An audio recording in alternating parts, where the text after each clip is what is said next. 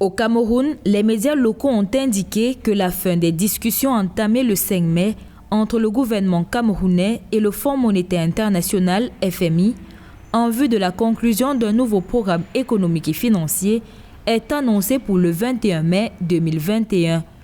D'après la Direction générale des douanes, le nouveau programme pourrait être effectivement présenté pour approbation au conseil d'administration du FMI au mois de juin 2021, comme l'annonçait déjà la Caisse autonome d'amortissement dans sa dernière note de conjoncture sur la dette publique camerounaise. Le nouveau programme devrait être un outil qui privilégie la lutte contre la pauvreté et l'amélioration du contenu du panier de la ménagère camerounaise. Le dernier programme économique et financier triennal entre les deux entités, initialement prévu s'achever le 25 juin 2020, avait été prorogé au 30 septembre 2020 à la demande du Cameroun en raison des conséquences de la pandémie du Covid-19 sur les finances publiques.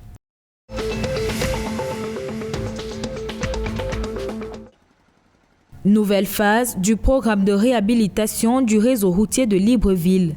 Les autorités gabonaises ont annoncé une mise à niveau de près de 40 axes routiers de la capitale du pays. La deuxième phase du projet de réhabilitation des voiries dans le Grand Libreville fait partie du programme d'action prioritaire du gouvernement. Lancé en novembre 2018 par l'ancien Premier ministre gabonais Franck-Emmanuel Issosé Ngondé, la première phase des travaux de réhabilitation des voiries dans le Grand Libreville a nécessité un investissement total de 65 milliards de francs CFA.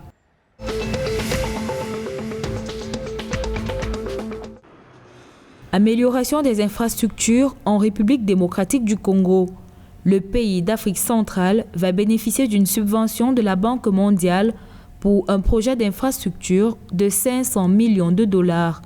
Le dit projet vise l'amélioration des routes, l'atténuation des risques d'inondation, la lutte contre l'érosion et le développement des espaces publics dans la capitale Kinshasa.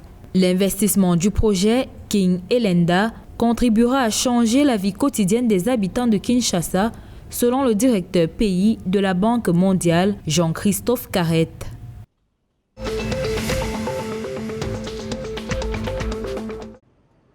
Le chef de l'État congolais Denis Sassou Nguesso a nommé mercredi 12 mai un nouveau Premier ministre. Anatole Colinette Makosso, 56 ans, jusque-là ministre de l'Enseignement, remplace Clément Mwamba en poste depuis 2016. Enseignant de formation, écrivain, le désormais Premier ministre Anatole Colinette Makosso est devenu conseiller du président à partir de 1998, puis directeur de cabinet de la Première Dame. Le Premier ministre, qui a également été directeur de campagne adjoint du candidat Denis Sassou Nguesso lors de la dernière présidentielle de 2021, doit former un nouveau gouvernement pour mettre en œuvre le programme de campagne du président.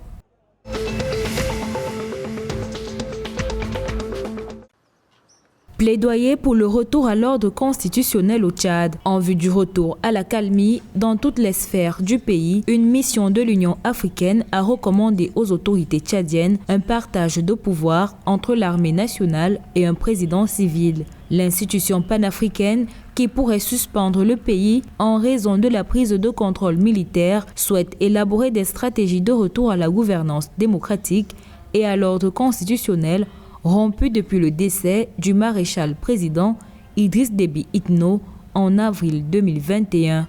Pour l'heure, un conseil militaire dirigé par Mahamat Idriss Déby a pris le pouvoir en avril 2021 et doit organiser des élections dans un délai de 18 mois.